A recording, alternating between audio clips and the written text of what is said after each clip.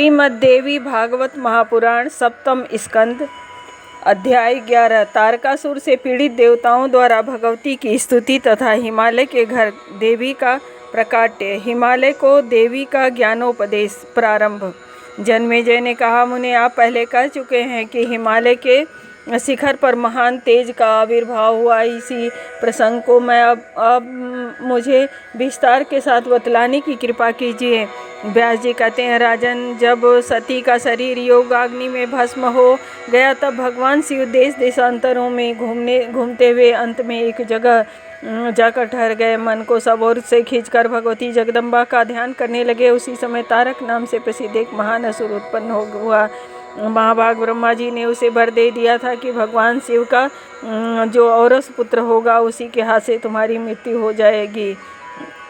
देवताओं ने सोचा, शिव जी के तो पत्नी ही नहीं है, फिर पुत्र की संभावना कैसे की जाए। उन्होंने भगवान विष्णु को अपनी दुख भरी कहानी सुनाई। श्रीहरि ने उनको उपाय बताते हुए कहा, भगवती शिवा कामनाओं को पूर्ण करने के लिए साक्षात कल्पवृक्ष हैं। तुम सब मन को शांत करके छल कपट से शून्य होकर उन भगवती जगदम्बा की शरण जाओ, तुम्हारा कार्य वे अवश्य पूर्ण कर देंगी। राजन, इस प्रकार देवताओं को उपदेश देने के उपरांत भगवान विष्णु देवताओं के साथ वैकुंठ से निकल पड़े। गिरिराज हिमालय पर पहुंचकर सभी देवताओं ने की आराधना आरंभ कर दी। सभी देवताओं ने देवी की आराधना आरंभ कर दी। जन्मेजय करते करते बहुत समय बीत गया। तदंतर अपने आप श्रुति द्वारा जानने योग्य सर्वोत्कृष्ट ज्योति सबके सामने प्रकट हो गई। राजन, उन्हें एक परम दिव्य मनोहर देवी दृष्टिगोचर हुई। फिर वे आदरपूर्वक उन करुणामयी देवी को प्रणाम करने लगे। वे नम्रतापूर्वक भगवती जगदम्बा की स्तुति करने लगे। देवताओं द्वारा स्तुति करने पर भगवती जगदम्बा यूँ बोली, श्री देवी ने कहा, आप सब देवता किस प्रयोजन से यहाँ पधारे हैं, सो बताइए। मैं भक्तों के अभिलाषा पूर्ण करने के लिए कल्प वृक्ष हूँ। मैं अपने भक्तों का इस दुखमय संसार सागर से उद्धार कर देती हूँ। देवता बोले, परमेश्वरी, त्रिलोक में कोई भी ऐसी वस्तु नहीं जो तुम्हें ज्ञात न हो, क्योंकि तुम सर्वथा ही सर्वसाक्षिणी हो। शिवे, तारक नाम वाला महान असुर हमें दिन रात कष्ट पहुँचा रहा है। शिव के पुत्र द्वारा उसकी मृत्यु होने की बात ब्रह्मा ने निश्चित कर दी है। महेश्वरी, तुमसे छिपा नहीं है कि तुम इस समय शिव विधुर जीवन व्यतीत कर रहे हैं, इसलिए हमारा आना हुआ है। राजन, देवताओं की बात सुनकर भगवती परमेश्वरी ने कहा, देवताओं जो शक्ति जो गौरी नाम से विख्यात है हिमालय के घर प्रकट होंगी। आप लोग ऐसे प्रयत्न करें कि जिससे भगवान विष्णु के साथ उनका संबंध हो जाए, वही आप लोगों का कार्य सिद्ध करेंगी। हिमालय का भी कर्तव्य है कि भक्ति के साथ मन से मेरी उपासना करे। व्यास जी कहते हैं, राजन, हिमालय भी परमेश्वरी की इस अत्यंत कृपापूर्ण वचन सुन रहे थे। देवी के प्रति बोले, जगदम्बे, मुझे जड़ पर तुम्हारी इतनी महान कृपा है, नहीं तो कहाँ मैं एक जड़ पर्वत और कहाँ तुम सत्य एवं चिन्मयी भगवती। अब जगत में मेरा सुयश फैल जाएगा। लोग कहते हैं, जगदम्बा हिमालय की पुत्री हैं। भगवती जगदम्बा जिसके घर कन्या रूप से प्रकट हुई हैं, उसकी तुलना जगत में कौन कर सकता है। व्यास जी कहते हैं, राजन, हिमालय की बात सुनकर भगवती जगदम्बा ने पर्वतराज हिमालय से अपने सात्विक स्वरूप जीव माया और ईश्वर का वर्णन किया। 12वां अध्याय, देवी का अपना विराट स्वरूप दिखाना तथा पुनः सौम्य रूप में प्रकट हो जाना। तदंतर हिमालय को ज्ञान उपदेश देना। देवी ने कहा, हिमालय मेरी माया शक्ति से संपूर्ण चराचर जगत की रचना की है। परमार्थ दृष्टि से विचार किया जाए तो वह माया भी मुझसे कोई भिन्न वस्तु नहीं है। व्यवहार की दृष्टि से वही यह है। विद्या एवं माया नाम से प्रसिद्ध है। तत्व दृष्टि से पृथक कुछ नहीं, तत्व केवल एक ही है। वह तत्व मैं हूँ, जो संपूर्ण जगत की सृष्टि करके फिर अपने असली स्वरूप में तत्व में विलीन हो जाती हूँ। धरणीधर मुझ में ही यह संपूर्ण संसार ओतप्रोत है। कारण देहाभिमानी ईश्वर मैं हूँ। लिंग देहाभिमानी विष्णु एवं स्थूल देहाभिमानी ब्रह्मा मैं हूँ। मैं सूर्य चंद्रमा एवं नक्षत्रगण हूँ। पशु पक्षी चांडाल तस्कर व्याघ्र कुरकर्मी सत्यकर्मी महाजन स्त्री पुरुष और नपुंसक सब कुछ मैं ही हूँ। इसमें कोई संशय नहीं है। जो कोई वस्तु जहाँ भी देखने एवं सुनने में आती है, चाहे वह भीतर हो या बाहर, उन सब में व्यापक रूप से सदा ही स्थित रहती हूँ। चराचर कोई भी ऐसी वस्तु नहीं जो मुझसे अलग हो। हिमालय ने कहा, देवेशी तुम अपने इस सर्वाभिमानी विराट रूप का जैसा वर्णन करती है वैसा ही रूप को मैं देखना चाहता हूँ, मुझ पर कृपा हो तो दिखा दो। व्यास जी कहते हैं, राजन, हिमालय की आवाज़ सुनकर संपूर्ण देवताओं का हृदय आनंद से भर गया। वे उनके वचन का आदर करते हुए बोले, हम सब भी यह चाहते हैं। तब देवताओं की इच्छा जानकर भक्तों की कामना पूर्ण करने वाली भगवती शिवा ने अपने रूप सबके सामने प्रकट किया। आकाश देवी का मस्तक था, चंद्रमा और सूर्य नेत्र थे, दिशाएं कान के रूप में पड़ी थी, वेद वाणी और वायु प्राण थे, विश्व हृदय था, पृथ्वी जांग थी, पाताल नाभि, ज्योतिष चक्र छाती, महालोक गिरिवा और जनलोक मुख था, सत्यलोक के नीचे रहने वाला तपोलोक ललाट था, इंद्र प्रभृति वहाँ थे, शब्द स्रोत था। विद्वान पुरुषों का कथन है कि अश्विनी कुमार विराट स्वरूप में भगवती की नासिका थे, गंध घ्राणेन्द्रिय थी, अग्निमय मुख था, दिन और रात दोनों पलकें थी, ब्रह्मा भाव के स्थान में थे, जल तालु था, रस जीवा बना था, यमराज दाढ़ थे, और महेश्वरी के दांत स्नेह थे, माया हंसी थी, सृष्टि कटाक्ष थे, लज्जा ओठ थी। उस विराट महेश्वरी का निचला होठ लोभ था, अर्ध मार्ग पीठ कहलाता था, जो जगत में श्रेष्ठा कहलाते हैं। वे प्रजापति ब्रह्मा उस विराट रूप में लिंग थे, समुद्र पेट था, पर्वत हड्डी थे, उन महेश्वरी की नाड़ियाँ नदी थी, वृक्षों को रोम का रूप प्राप्त, समुचित रूप से व्याप्त कुमार यौवन और बुढ़ापा ये भगवती महेश्वरी की आयु थे। मेघ सिर के बाल थे, प्रातः और सायं दोनों संध्याएं 2 वस्त्र थीं। राजन, उस समय भगवती जगदम्बा का मन चंद्रमा था, हरि विवेक शक्ति और रुद्र अंतःकरण थे। अश्व जाति से संबंध रखने वाले जितने प्राणी हैं वे सभी महेश्वरी के कटिभाग थे। अतल से लेकर पाताल तक जितने महान लोक हैं वे जगदम्बा के कमर के नीचे के भाग थे। भगवती जगदम्बा के ऐसे विराट रूप के उन श्रेष्ठ देवताओं ने दर्शन किए। उनके शरीर से हजारों प्रकार की ज्वालाएं निकल रही थी, करोड़ों बिजलियां और सूर्यों के समान उससे प्रतिभा फैल रही थी। अत्यंत भयंकर रूप देखते ही हृदय और नेत्र आतंकित हो जाते थे। उस रूप को देखकर संपूर्ण देवता हाहाकार मचाने लगे, उनके हृदय कांप उठे और उन्हें घोर मूर्छा आ गई।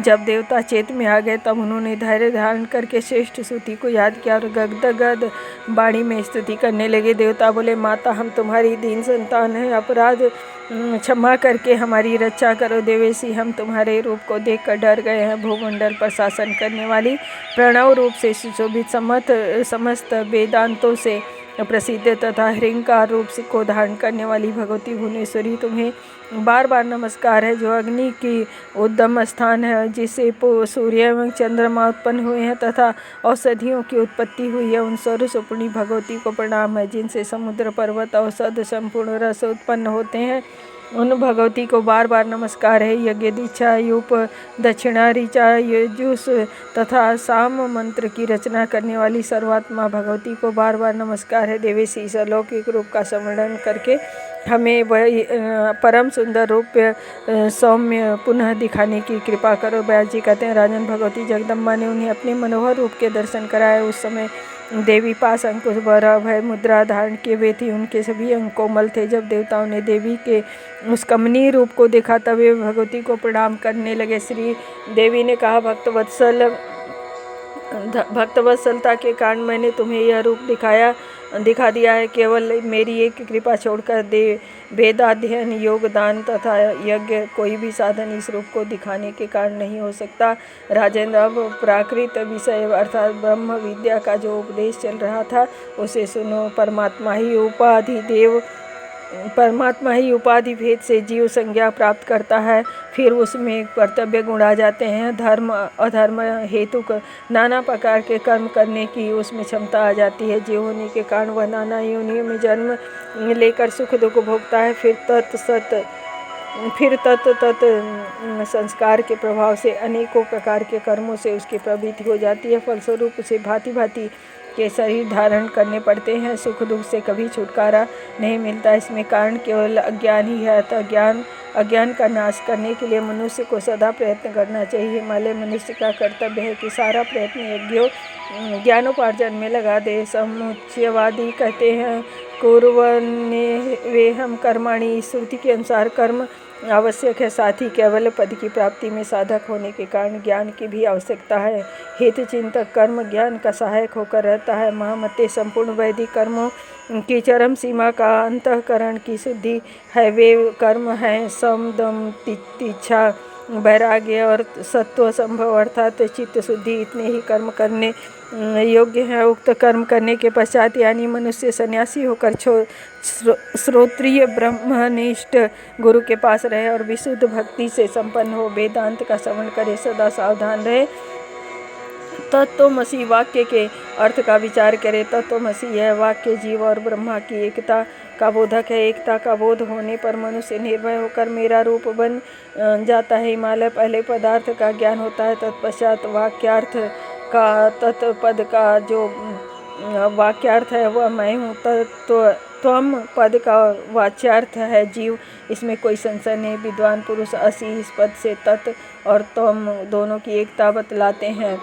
पर्वतराज माया के प्रभाव से स्पष्ट प्रतीत होने वाला यह जगत बिल्कुल मिथ्या है, क्योंकि यह स्थूल शरीर मेरे ही आत्मा का दूसरा रूप है, जो 5 ज्ञान इंद्रियां, 5 कर्म इंद्रियां, 5 प्राण एवं मन तथा बुद्धि से युक्त है। उसे विज्ञ पुरुष सूक्ष्म शरीर कहते हैं। अपंचीकृत भूत से उत्पन्न जो यह सूक्ष्म शरीर है, इसे आत्मा का शरीर मानते हैं। सुख दुख का अनुभव करने वाला दूसरा स्थूल शरीर कहलाता है। यह ज्ञान आदि और अनिर्वचनीय है। पर्वतराज आत्मा के इस कारण शरीर को तीसरा शरीर कहते हैं। जिस समय सूक्ष्म स्थूल और कारण ये तीनों उपाधियां समाप्त हो जाती हैं, उस समय केवल परमात्मा ही रह जाता है। तीनों देहों के भीतर पंचकोश सदा स्थित रहते हैं। पंचकोश का परित्याग करने पर ब्रह्मपुच्छ की उपलब्धि होती है। ब्रह्मपुच्छ मेरे उस रूप को कहते हैं जिसका परिचय देते समय श्रुतियाँ नेति नेति कहकर रह जाती हैं। यह आत्मा किसी काल में न तो जन्मता है न मरता ही है। यह होकर फिर कभी हुआ नहीं, क्योंकि यह जन्मा नित्य सनातन और पुरातन है। शरीर के मर जाने पर भी यह नहीं मारा जाता।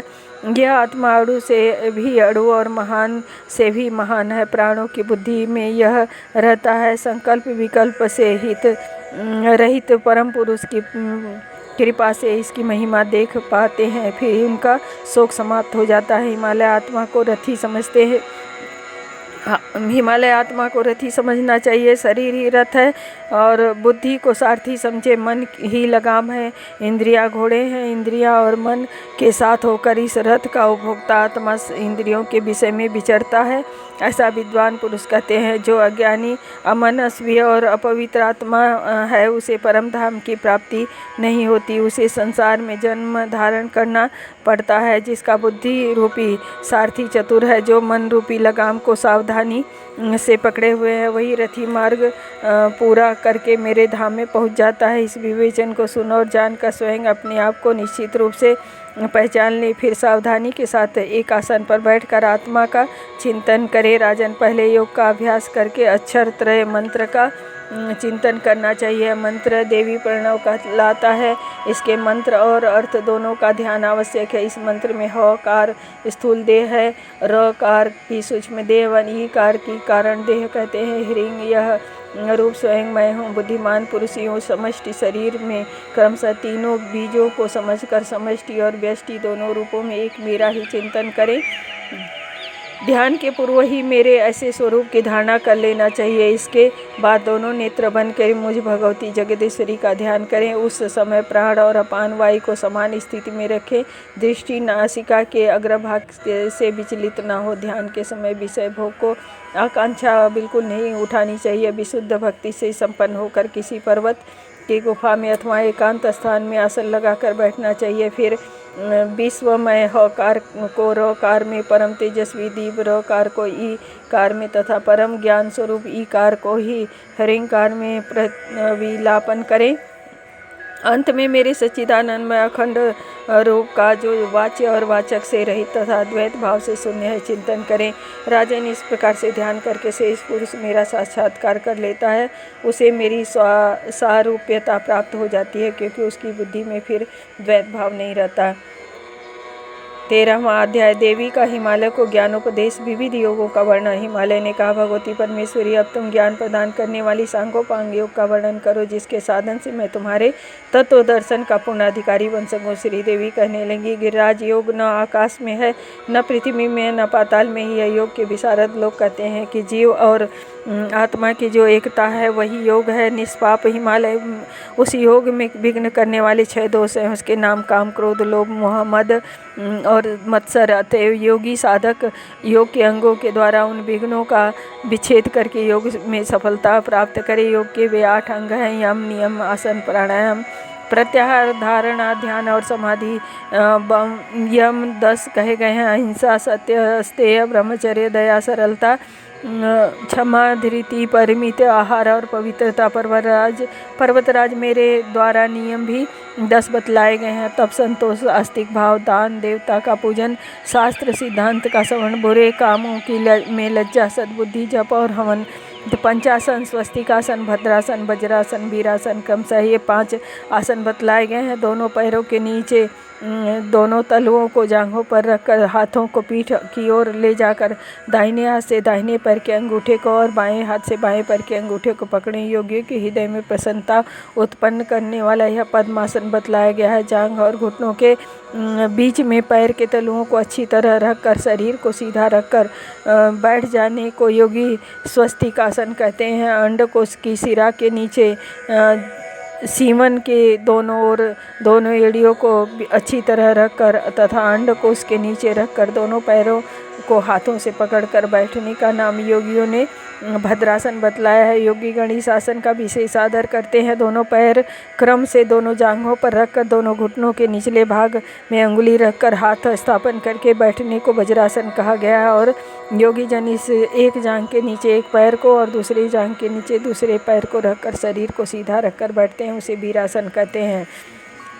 योगी 16 मात्रा से अर्थात 16 बार प्रणव का उच्चारण कर सकें, उतने समय में ईड़ा बाई नासिका के द्वारा बाहर की वायु को खींचे। यह पूरक प्राणायाम है। फिर इस पूरित वायु को 64 बार प्रणव का उच्चारण करने में जितना समय लगे उतने समय तक सुषुम्ना में रोके रखें, इसे कुंभक प्राणायाम कहते हैं। तदनंतर 32 बार प्रणव के उच्चारण में जितना समय लगे उतने समय में धीरे धीरे पिंगला दक्षिण नासिका के द्वारा उसको बाहर निकाले, इसे रेचक प्राणायाम कहा जाता है। इस प्रकार पुनः पुनः बाहर की वायु को लेकर पूरक, कुंभक और रेचक प्राणायाम का अभ्यास करें और क्रमशः मात्रा प्रणव के उच्चारण का समय बढ़ाता रहे। इस प्रकार प्राणायाम पहले 12 बार, तदंतर 16 बार और क्रमशः और भी अधिक बार करें।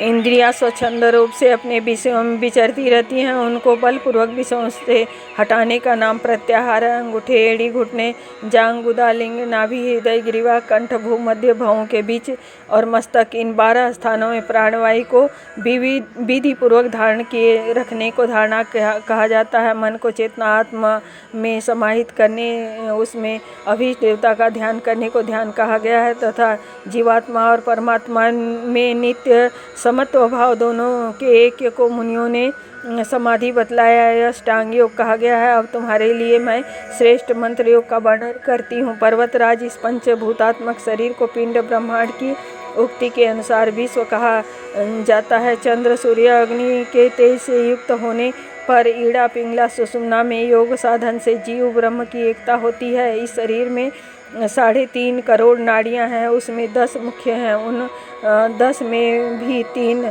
सबसे मुख्य बतलाया गया है। ये मेरुदंड में चंद्र, सूर्य और अग्नि रूपा होकर रहती हैं। बाईं ओर श्वेत वर्ण चंद्र रूपिणी ईड़ा नाम की नाड़ी स्थित है। यह साक्षात अमृतमयी शक्ति रूपा है। दाहिनी ओर पिंगला नाम की नाड़ी है, यह पुरुष रूपा सूर्य मूर्ति है। इसके बीच में सर्व तेजोमयी अग्नि रूपिणी सुषुम्ना नाम की नाड़ी है। इसमें इच्छा, ज्ञान, क्रियात्मक करोड़ों सूर्यों के सदृश प्रभास संपन्न स्वयंभू लिंग है। उसके ऊपर ही ह्रीम माया बीज है तथा उसके ऊपर लाल वर्ण वाली शिखा के आकार की कुंडलिनी है।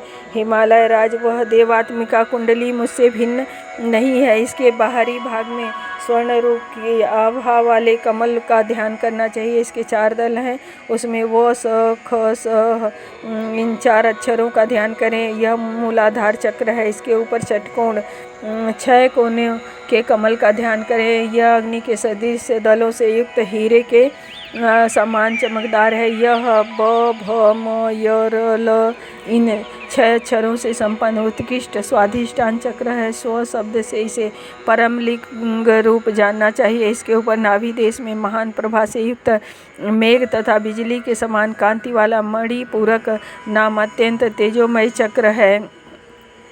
मणि के सदृश प्रभा होने से इसे मणि पद्म भी कहते हैं। यह 10 दलों से युक्त है और ड ढ ढ़ त थ द ध न प फ इन 10 अक्षरों से समन्वित है। यह कमल विष्णु के द्वारा अधिष्ठित होने के कारण विष्णु के दर्शन का साधन है। इसके ऊपर सूर्य के समान प्रभा से संपन्न अनाहत चक्र है। यह क ख ग घ ङ च छ ज झ य ट ठ इन 12 अक्षरों से युक्त है। इसके मध्य में 10,000 सूर्यों के समान प्रभाव वाला बाण लिंग विराजित है। किसी भी आघात के बिना इसमें शब्द होता है। इस शब्द ब्रह्ममय चक्र को मणि मुनिगण अनाहत कहते हैं। यह चक्र आनंद सदन है और इसमें पुरुष अधिष्ठित है। इसके ऊपर विशुद्ध नामक 16 दलों से युक्त कमल य आ ई उ री री ली ए ऐ ओ अ अंग अह इन 16 स्वरों से उत्पन्न है। इसका महान प्रभा से युक्त धूम्रवर्ण है। इसमें सहंस स्वरूप परमात्मा के दर्शन से जीव विशुद्ध आत्म स्वरूप को प्राप्त हो जाता है। इसी से इसको विशुद्धाख्य चक्र कहा गया जाता है। इस महान अद्भुत कमल को आकाश चक्र भी कहते हैं। इसके ऊपर परमात्मा का अधिष्ठान रूप आज्ञा चक्र है। इसमें परमात्मा की आज्ञा का संक्रमण होता है, इससे इसको आज्ञा चक्र कहा जाता है। यह ह छ 2 अक्षरों से युक्त है और अत्यंत मनोहर है। इसके ऊपर कैलाश नामक चक्र है और इसके ऊपर रोहिणी चक्र है। सुब्रत इस प्रकार आधार चक्रों का तुम्हारे सामने वर्णन किया।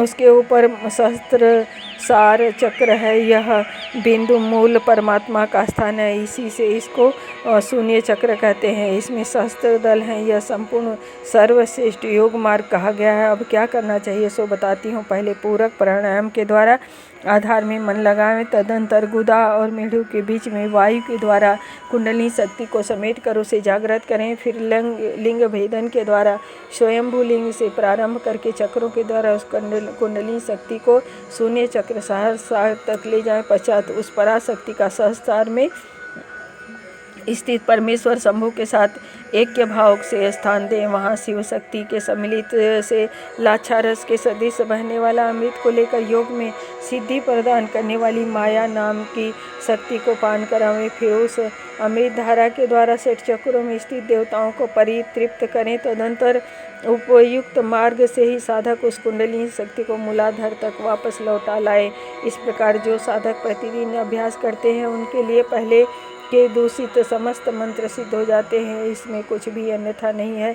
इसी से साधक बुढ़ापा, मृत्यु आदि दुखों से युक्त भवबंधन से छूट जाता है और उससे मुझे जगत जननी देवी में जो महान गुण है वे संपूर्ण गुण प्राप्त हो जाते हैं। इसमें कुछ भी संदेह नहीं। अर्थात इस प्रकार वायु के धारण करने का श्रेष्ठ योग तुमसे कहा गया। अब तुम मेरे द्वारा सावधानी के साथ चित्त धारणा नामक योग सुनो। दिशा, काल और देश आदि के द्वारा अपरिच्छिन्न मेरे देवी स्वरूप में चित्त स्थिर करके तन्मय हो जाने पर बहुत शीघ्र जीव ब्रह्म के एकत्व का ज्ञान प्राप्त हो जाता है। कदाचित चित्त में मल दोष रहने के कारण शीघ्र सिद्धि न प्राप्त हो तो योगी साधक को अवयव योग द्वारा अभ्यास करना चाहिए। पर्वतराज मेरे हस्त चरणादि मधुर मनोहर अंगों से चित्त को स्थिर करके एक एक अंग को जय पूर्ण रूप से अभ्यस्त करता हुआ फिर विशुद्धि चित्त में मेरे समग्र रूप में मन को स्थिर करे। मेरे समस्त स्वरूप का ध्यान करे। हिमालय जब तक मेरे स्वरूप में मन का लय न हो तब तक इष्ट मंत्र का जप और हवन आदि करता रहे। मंत्राभ्यास योग के द्वारा ये तत्व का ज्ञान हो जाता है। योग के बिना मंत्र की सिद्धि नहीं होती है और मंत्र के बिना योग सिद्धि नहीं होता। अतएव मंत्र और योग दोनों का समन्वय रूप अभ्यास ही ब्रह्म संसिद्धि के कारण है। जिस घर में अंधेरा छाया हुआ हो उसमें घड़ा दिखाई नहीं देता, परंतु दीपक जलाने पर वह दिखाई देने लगता है। इसी प्रकार माया से आवृत आत्मा भी मंत्र के द्वारा दृष्टिगोचर होने लगता है। पर्वतराज, इस समय मैंने समस्त अंगों के सहित सारी योग की विधि तुम्हें बतला दी है, पर यह विद्या अनुभवी गुरु के उपदेश से ही जानी जा सकती है। करोड़ों शास्त्रों के द्वारा इसकी उपलब्धि नहीं हो सकती। अतएव योग सिद्ध गुरुदेव की सन्निधि में रहकर इसका अभ्यास करना चाहिए। 14वां अध्याय देवी के द्वारा हिमालय को अपने ब्रह्म स्वरूप का वर्णन श्री देवी जी करने लगी। पर्वतराज, इस प्रकार योग मुक्त होकर मुझ ब्रह्म स्वरूप देवी का ध्यान करें। यह ध्यान आसन पर भली भांति बैठकर अहेतु की शक्ति के साथ करना चाहिए। उस ब्रह्म का क्या स्वरूप है यह बतलाया जाता है, जो प्रकाश स्वरूप सबके अत्यंत समीप स्थित है। हृदय रूप गुहा में स्थित होने के कारण गुहाचर नाम से प्रसिद्ध है। महान पद अर्थात परम प्राप्य है। जितने भी चेष्टा करने वाले, श्वास लेने वाले, आंखों खोलने मुदने वाले प्राणी हैं, सब उस ब्रह्म में समर्पित हैं, उसी में स्थित हैं। सत असत सब कुछ वही है, वही सबके द्वारा वर्ण करने योग्य सर्वोत्कृष्ट है, जो सूक्ष्म से भी अत्यंत सूक्ष्म है, जिसमें संपूर्ण लोक और उन लोकों में निवास करने वाली प्राणी स्थित है। वही यह अक्षर ब्रह्म है, वही सबके प्राण है, वही सबकी वाणी और वही सबके मन है। यह परम सत्य और अमृत अविनाशी तत्व है। सौम्य, उस वेधने योग्य लक्ष्य का तुम वेधन करो, मन लगाकर उसमें तन्मय हो जाओ। सौम्य प्रणव ओम धनुष है, जीवात्मा बाण है और ब्रह्म को उसका लक्ष्य कहा जाता है। प्रमाद रहित अत्यंत तत्परता से साधन संलग्न होकर उसका वेधन करना चाहिए और बाण के समान उसमें तन्मय हो जाना चाहिए। जिस में स्वर्ग, पृथ्वी, अंतरिक्ष, स्वर्ग और पृथ्वी के बीच का आकाश, संपूर्ण प्राणों के सहित इंद्रिय युक्त मन, बुद्धि रूप अंतःकरण ओतप्रोत है, उस एकमात्र परमात्मा को ही जाने, दूसरी सब बातों को छोड़ दें। यही अमृत रूप परमात्मा के पास पहुंचाने वाला पुल है। संसार समुद्र से पार होकर अमृत स्वरूप परमात्मा को प्राप्त कराने का यही सुलभ साधन है। जिस प्रकार रथ के चक्के में अरे लगे होते हैं, उसी प्रकार शरीर की संपूर्ण नाड़ियाँ हृदय में एकत्र स्थित हैं। उस हृदय में ही विविध रूपों में प्रकट होने वाला पर ब्रह्म संचरण करता है, अंतर्यामी रूप से पर वर्तमान रहता है। इस आत्मा का ओम के जप के साथ ध्यान करो, इससे अज्ञानमय अंधकार से सर्वथा परे और संसार समुद्र से उस पार जो ब्रह्म है उसको पाओगे। तुम्हारा कल्याण हो। मैं न तीर्थ में निवास करती हूँ, न कैलाश में, न वैकुंठ में ही। मैं तो अपने ज्ञानी भक्तों के हृदय कमल में ही रहती हूँ। जो मेरे ज्ञानपरायण भक्त की पूजा करता है, वह मेरी पूजा से कोटि गुना अधिक फल पाता है। इस प्रकार ब्रह्म को प्राप्त करा देने वाला गुरु जन्मदाता माता पिता से भी अधिक पूज्य है, क्योंकि माता पिता से प्राप्त जीवन तो नष्ट हो जाता है, परंतु ब्रह्म रूप जन्म कभी नष्ट नहीं होता। अतः पर्वतराज, तस्मै न द्रुह्येत कृतमस्य जान। इस श्रुति रूप शास्त्र सिद्धांत के अनुसार ब्रह्मदाता परम गुरु से कभी द्रोह न करें। ब्रह्मदाता गुरु सबसे श्रेष्ठ है। शिव के रुष्ट होने पर गुरु बचा लेते हैं, पर गुरु के रुष्ट होने पर शिव नहीं बचा पाते। पूर्व समय की बात है, इंद्र से अथर्वण मुनि ने ब्रह्मा विद्या के लिए याचना की। इंद्र ने कहा, विद्या देता हूँ, पर तुम किसी दूसरे को दे दोगे तो मैं तुम्हारा सिर काट दूंगा। मुनि ने इसके लिए प्रतिज्ञा की। तदंतर अश्विनी कुमारों ने मुनि से विद्या मांगी और सिर काटने वाली बात बतलाने पर अश्विनी कुमारों ने कहा, इंद्र सिर काट देगा तो फिर हम सिर जोड़ देंगे। इस पर मुनि ने उनको विद्या प्रदान कर दी। तब इंद्र ने उनका सिर काट डाला। तदंतर देव वैद्य अश्विनी कुमारों ने मुनि का सिर कटा देखकर फिर उसे जोड़ मुनि को जीवित किया था। इस प्रकार बड़े संकट से संपादित होने वाली ब्रह्म विद्या को जिसने प्राप्त कर लिया वही धन्य है और वही कृतकृत्य हो गया है। 15वां अध्याय देवी के द्वारा भक्ति के प्रकार तथा ज्ञान प्राप्ति की महिमा का वर्णन। हिमालय ने कहा, माता, आप अपनी भक्ति बताते हुए कृपा कीजिए, जिससे मुझे जैसे स्वार्थपरायण साधारण मनुष्य के हृदय में भी सुगमता पूर्वक ज्ञानोदय हो। देवी बोली, राजन, मोक्ष प्राप्ति के साधन भूत मेरे 3 मार्ग परम प्रसिद्ध हैं, कर्म योग, ज्ञान योग और भक्ति योग। तीनों में में यह भक्ति योग सम्यक प्रकार से संपन्न किया जा सकता है, क्योंकि यह परम सुलभ एवं मन के अनुकूल है तथा शरीर एवं चित्त को भी किसी प्रकार कष्ट नहीं पहुंचता। मनुष्यों के गुण भेद के अनुसार वह भक्ति भी 3 प्रकार की मानी जाती है। दूसरे को दुखी बनाने के उद्देश्य से दम पूर्वक डाह एवं क्रोध से भरकर व्यक्ति करता है, उसकी वह भक्ति तामसी है। गिरिराज हिमालय जो दूसरे को पीड़ा तो नहीं देता परंतु अपना ही कल्याण चाहता है तथा उसका हृदय कामना से कभी खाली नहीं होता तथा जो फल पाने की इच्छा से ही श्रद्धापूर्वक मेरी उपासना करता है, भेद बुद्धि के कारण मुझे अन्य समझता है, उस मंद बुद्धि मानव के द्वारा की हुई भक्ति राजसी है।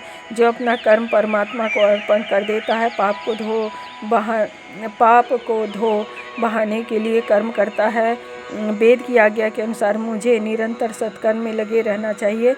मन में स्थित करके भेद बुद्धि का आश्रय ले मेरी प्रसन्नता के लिए कर्म करता है, उसकी वह भक्ति सात्विक है। सात्विक भक्ति मेरी प्राप्ति में सहायक है। पूर्वोक्त राजस और तामस कर्म से मैं नहीं प्राप्त हो सकती। अब श्रेष्ठ भक्ति का विवेचन करती हूँ, सुनो निरंतर मेरे गुण का वर्णन और नाम में। अब मैं श्रेष्ठ भक्ति का विवेचन करती हूँ, सुनो निरंतर मेरे गुण का श्रवण और नाम का कीर्तन करता रहे। सामीप्य, सायुज्य, सालोक्य और सार्ष्टि, इन 4 प्रकार की मुक्ति की ऐसड़ाओं का भी कभी मन में उदय न हो। सेव्य सेवक भाव की ऐसी गहरी छाप हो जिसमें वह कैवल्य मोक्ष भी न चाहे।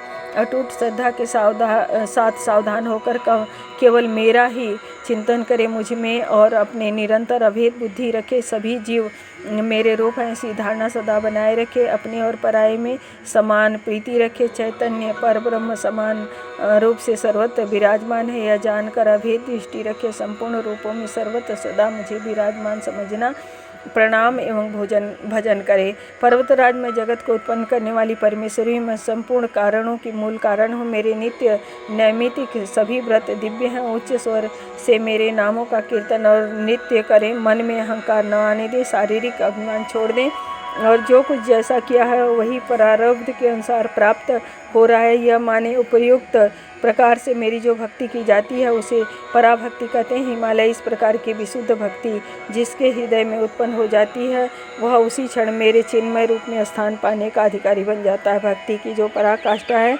उसी को ज्ञान कहते हैं। वैराग्य की भी चरम सीमा ज्ञान ही है, क्योंकि ज्ञान प्राप्त हो जाने पर भक्ति और वैराग्य दोनों स्वयं सिद्ध हो जाते हैं। गिरिवरांत में उसे मेरे रूप का सम्यक प्रकार से ज्ञान हो जाता है। उस ज्ञान के प्रभाव से वह सदा के लिए मुक्त हो जाता है। ज्ञान मुक्ति का अचूक साधन है, इसमें कोई संदेह नहीं।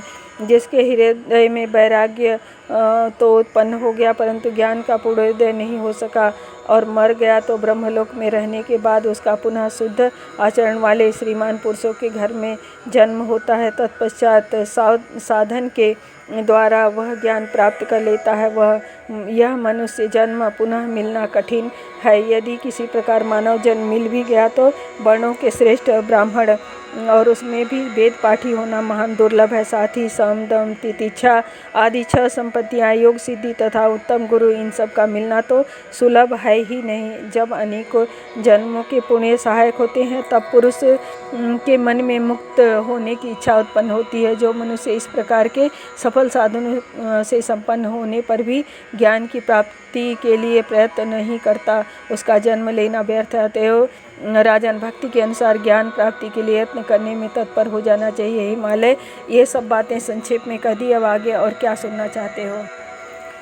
16वां अध्याय देवी के द्वारा देवा तीर्थों, व्रतों, उत्सव तथा पूजन के विविध प्रकारों का वर्णन। हिमालय ने पूछा, देवेशी, आपको परम प्रिय लगने वाले पवित्र, प्रसिद्ध एवं दर्शनीय स्थान भूमंडल पर कितने हैं यह बताइए। माताजी, इसी के साथ आपको संतुष्ट करने वाले जो व्रत एवं उत्सव हैं उन सबको भी मुझे बताने की कृपा कीजिए। श्री देवी बोली, दृष्टिगोचर होने वाले सभी स्थान मेरे हैं। संपूर्ण काल को मेरा व्रत समझना चाहिए तथा सभी समय मेरे उत्सव मनाए जा सकते हैं, क्योंकि मैं सर्वसुपणी जो ठहरी फिर भी पर्वतराज में भक्तवत्सलतावश कतिपय स्थानों का परिचय कराती हूँ, तुम सावधान होकर सुनो। कोल्हापुर नामक एक परम प्रसिद्ध स्थान जहाँ लक्ष्मी सदा निवास करती हैं। दूसरे स्थान का नाम मातोहपुर है, उस पुरी में भगवती रेणुका रहती हैं। तुलजापुर मेरा तीसरा स्थान है। ऐसे ही एक स्थान का नाम सतभंग है।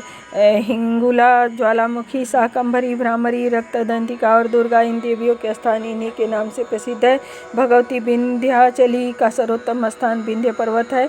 अन्नपूर्णा स्थान और कांचीपुर स्थान अत्यंत श्रेष्ठ माने जाते हैं। देवी भीमा और विमला के उत्तम स्थान इन्हीं के नाम से विख्यात हैं।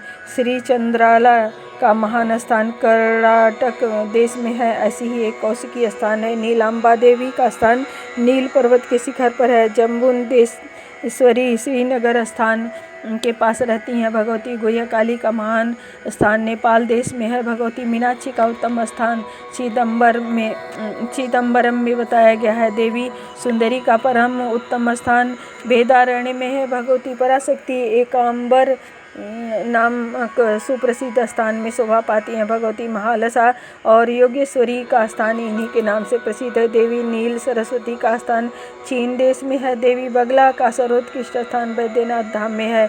मैं सर्वैश्वर्य संपन्न भगवती भुवनेश्वरी मेरा स्थान मणिदीप पर्वत पर कहा गया है।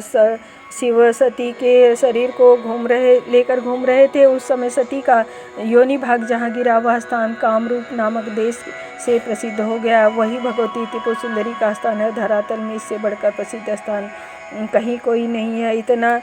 वह इतना जीता जागता स्थान है कि प्रत्येक मास में देवी का वहाँ रजस्वला हुआ करती हैं। उस अवसर पर वहाँ की संपूर्ण भूमि देवीमय हो जाती है। अतः इस कामाख्या योनि मंडल से श्रेष्ठ अन्य कोई स्थान नहीं है। हिमालय संपूर्ण ऐश्वर्यों से संपन्न पुष्कर क्षेत्र भगवती गायत्री का उत्तम स्थान कहा गया। अमरकंटक देश में भगवती चंडिका का स्थान है। प्रभास क्षेत्र में भगवती पुष्करेक्षिणी रहती हैं। नैमिषारण्य परम प्रसिद्ध स्थान है जहाँ संपूर्ण शुभ लक्षणों से शोभा पाने वाली भगवती ललिता विराज करती हैं। पुष्कर में देवी पुरुहुता का तथा आषाढ़ी में देवी रति का उत्तम धाम है। चामुंडी नामक स्थान में चंड और मुंड को शांत करने वाली भगवती परमेश्वरी विराजती हैं। भार भूमि में देवी भूतिका तथा नाकुल में देवी नकुलेश्वरी का धाम है। हरिश्चंद्र नामक स्थान में भगवती चंद्रिका एवं श्रीशैल पर्वत पर भगवती शाकंभरी प्रसिद्ध हैं। जपेश्वर में देवी त्रिशूला, आम्रकेश्वर में देवी सुषमा विराजती हैं। महाकाल नामक क्षेत्र में भगवती शांकरी, मध्यम संज्ञक स्थान में सर्वाणी तथा केदार नाम से प्रसिद्ध महान क्षेत्र में देवी मार्गदायिनी शोभा पाती हैं। भैरव नामक स्थान भगवती भैरवी तथा गया भगवती मंगला का स्थान कहा गया है। देवी स्थाणु प्रिया कुरुक्षेत्र में रहती हैं और देवी स्वयंभुवी नाकुल में, कनखल में देवी उग्रा का, विमलेश्वर में विश्वेशा का, अट्ठास नामक स्थान में महानदा का, महेंद्र पर्वत पर महांतका का, भीमा पर्वत पर भगवती भीमेश्वरी का, वस्त्रापथ नामक स्थान में भगवती शांकरी, अर्धकोटि पर्वत पर रुद्राणी का, अविमुक्त क्षेत्र में विशालाक्षी का, महालया नामक स्थान में महाभाग, गोकर्ण के भद्रकर्णी का, भद्रकर्णक में भद्रास्या का, सुवर्णाक्ष नामक स्थान में उत्पलाक्षी का, स्थाणु नामक स्थान में स्थाणवीसा का, कमलालय में कमला का, छागलंडक में प्रचंडा का, कुरंडक में त्रिसंध्या का, माकोट में भ्रिकुटेश्वरी का, मंडलेश में सांडकी का, कालंजर पर्वत पर काली का, शंककर्ण पर्वत पर भगवती ध्वनि का, स्थूलकेश पर्वत पर देवी स्थूला का धाम कहा गया है। परमेश्वरी हिलेखा संपूर्ण ज्ञानी पुरुषों के हृदय रूपी कमल पर विराजमान रहती हैं। पर्वतराज हिमालय के ये उपयुक्त सभी स्थान देवी को परम प्रिय हैं। पहले इन संपूर्ण क्षेत्रों का महात्म्य सुने, तत्पश्चात शास्त्रोक्त विधि से देवी की पूजा में लग जाएं। अथवा नगराज ये संपूर्ण क्षेत्र काशी में ही विराजमान है। अतः देवी में श्रद्धा रखने वाला पुरुष निरंतर काशी में रहने का प्रयत्न करे। वहीं रहकर उक्त स्थानों का दर्शन करते हुए देवी के मंत्र जप एवं उनके चरण कमलों का ध्यान करे। इस पुण्यमय कर्म के प्रभाव से पुरुष संसार बंधन से मुक्त हो जाता है। हिमालय जो पुरुष प्रातःकाल उठकर भगवती के इन नामों का उच्चारण करता है उसके संपूर्ण पाप उसी क्षण तुरंत भस्म हो जाते हैं। द्विज मात्र का कर्तव्य है कि विशुद्ध के अवसर पर सर्वप्रथम इन नामों का पाठ करे। ऐसा करने से उसके समस्त पितर मुक्त होकर परम पद को पा जाते हैं। उत्तम व्रत का पालन करने वाले हिमालय, अब तुम्हारे सामने व्रतों की चर्चा करती हूँ। ये सभी व्रत स्त्री और पुरुष प्रायः सबको यत्नपूर्वक करने चाहिए। जो तृतीया व्रत है उसके 3 नाम हैं: अनंत तृतीया व्रत, रस कल्याणी व्रत एवं आर्दानंदकरी व्रत। शुक्रवार और चतुर्दशी को देवी का व्रत किया जाता है।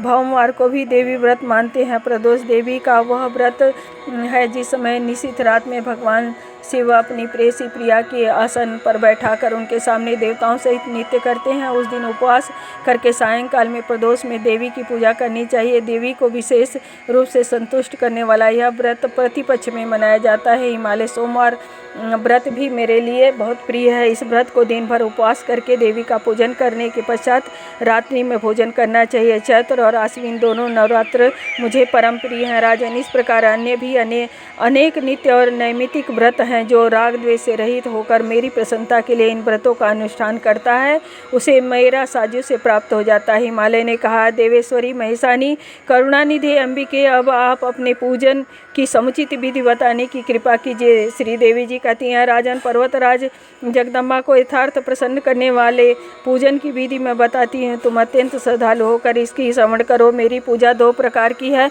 बाह्य और आभ्यंतर। बाह्य पूजा के ये 2 प्रकार बताए गए हैं, वैदिक और तांत्रिक।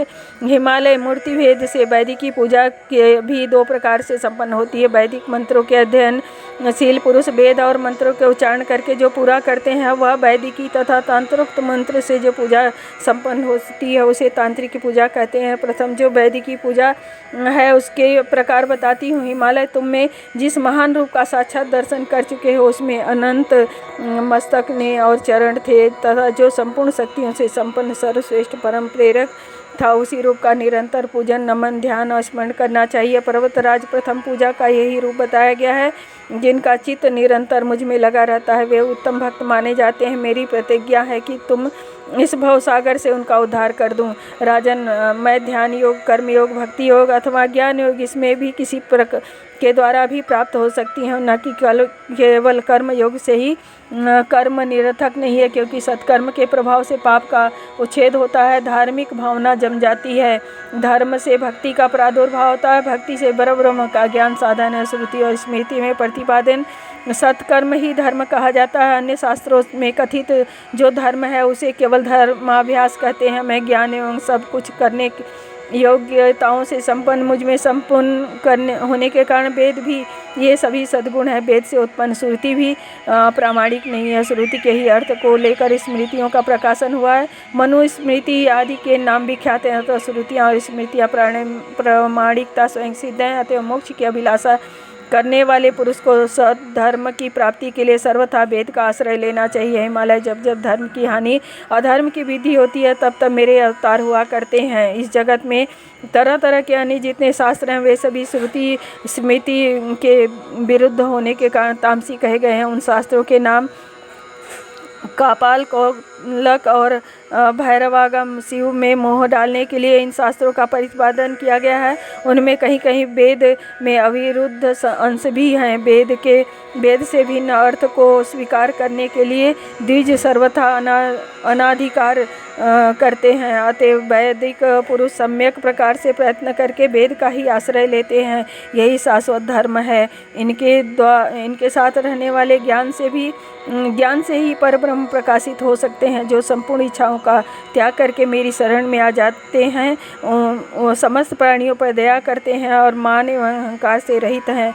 जिनका चित्त मुझ में अनुरक्त रहता है, प्राण भी मुझ में ही लगे रहते हैं, जिनके द्वारा मेरे स्थानों की चर्चा होती रहती है। ऐसे सन्यासी, वानप्रस्थी, गृहस्थ अथवा ब्रह्मचारी यदि भक्तिपूर्वक मेरे विराट रूप की सदा उपासना करते हैं तो मैं निरंतर मुझ में लगे रहने वाले उन पुरुषों के अज्ञानमय अंधकार को ज्ञानमय सूर्य के प्रकाश द्वारा तुरंत नष्ट कर देती हूँ, इसमें कोई संदेह नहीं है। हिमालय, इस प्रकार वेद के सिद्धांत पर निर्भर रहने वाली मेरी प्रथम पूजा संपन्न होती है। इसका स्वरूप मैंने संक्षेप में बताया है।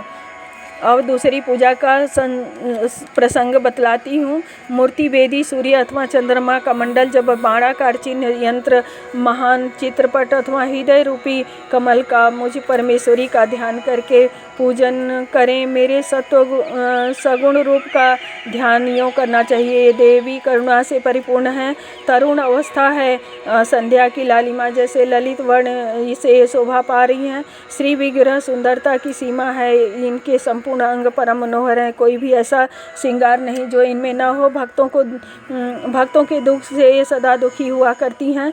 इन जगदम्बा का मुखमंडल प्रसन्नता से भरा रहता है। मुकुट पर बाल चंद्रमा का मयूरपंख शोभा बढ़ा रहे हैं। इन्होंने पास अंकुश भर अभय मुद्रा धारण कर रखा है। आनंदमय रूप सुशोभित है। इस प्रकार ध्यान करके वित्त के अनुसार सामग्रियां जुटाकर उनमें मेरी पूजा का कार्य संपन्न करें। जब तक अंतः पूजा का अधिकार न मिले तब तक तो बाह्य पूजा करनी चाहिए। अधिकारी होते ही बाह्य पूजा छोड़कर अंतः पूजा में लग जाए, क्योंकि मेरी जो अभ्यंतर पूजा है वह थोड़े समय बाद ज्ञान में लीन हो जाती है, ऐसा कथन है। उपाधि शून्य ज्ञान ही मेरा परम रूप है, अतः मेरे ज्ञानमय रूप में अपने आश्रयहीन चित्त को लगा देना चाहिए। इस ज्ञानमय रूप से के अतिरिक्त यह प्रपंच जगत सर्वथा असत है। हिमालय इसके बाद बाह्य पूजा प्रसंग विस्तार पूर्वक मेरे द्वारा वर्णित होगा, तो मन को सावधान करके सुनो।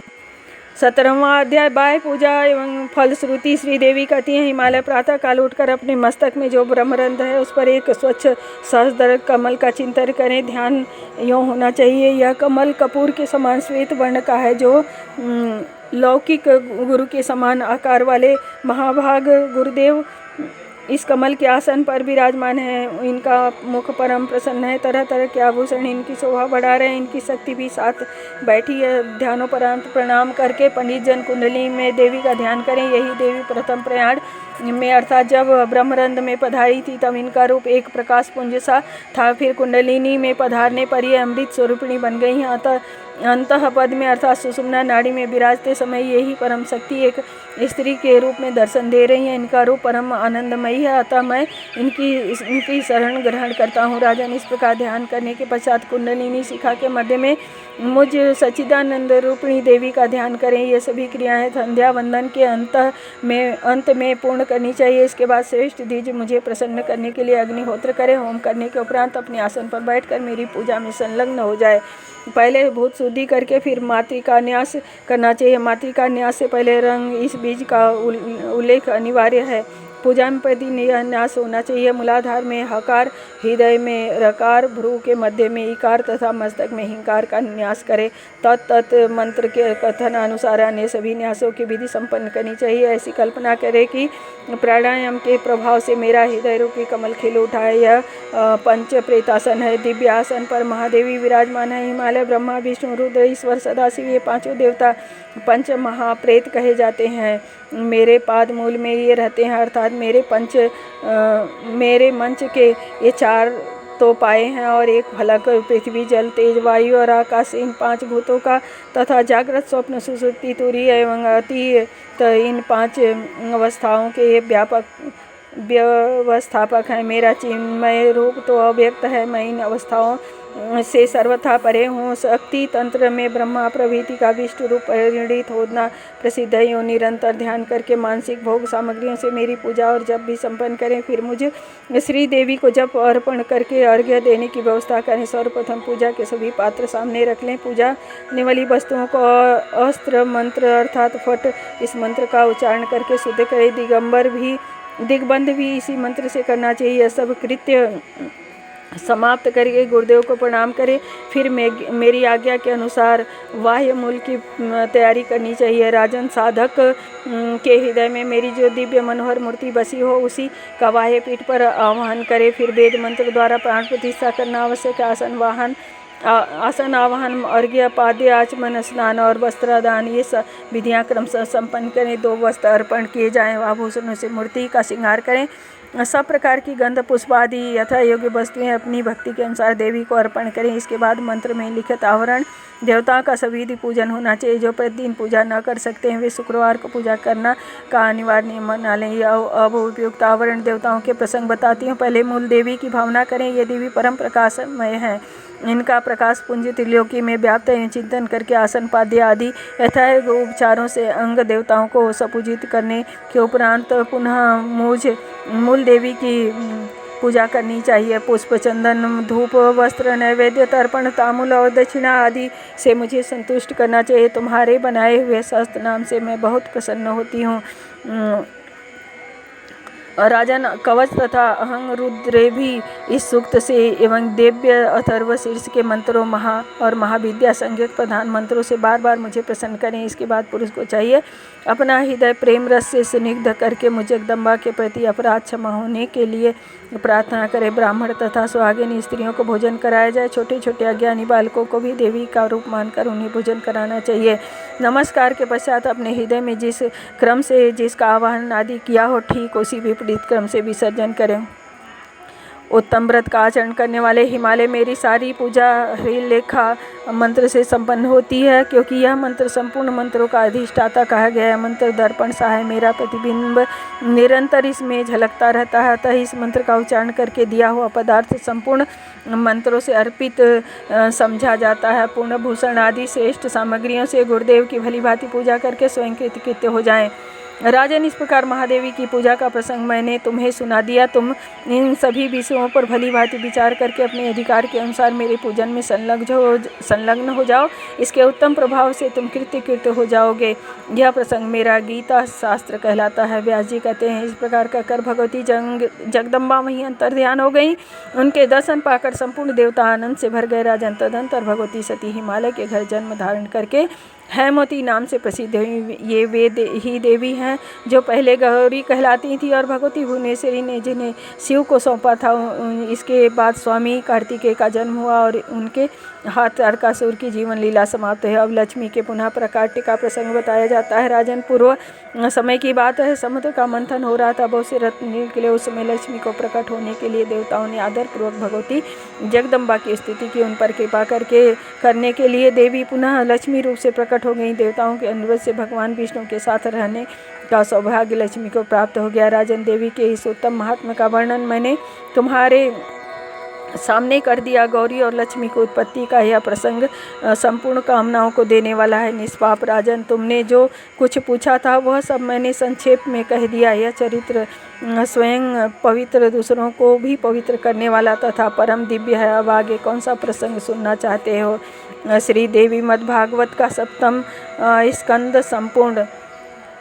सर्वमंगल मांगल्ये शिवे सर्वार्थ साधिके शरण्ये त्र्यंबके गौरी नारायणी नमस्तुते। देहि सौभाग्यम आरोग्यम देहि मे परमं सुखम। रूपम देहि जयम देहि यशो देहि दिशो जहि।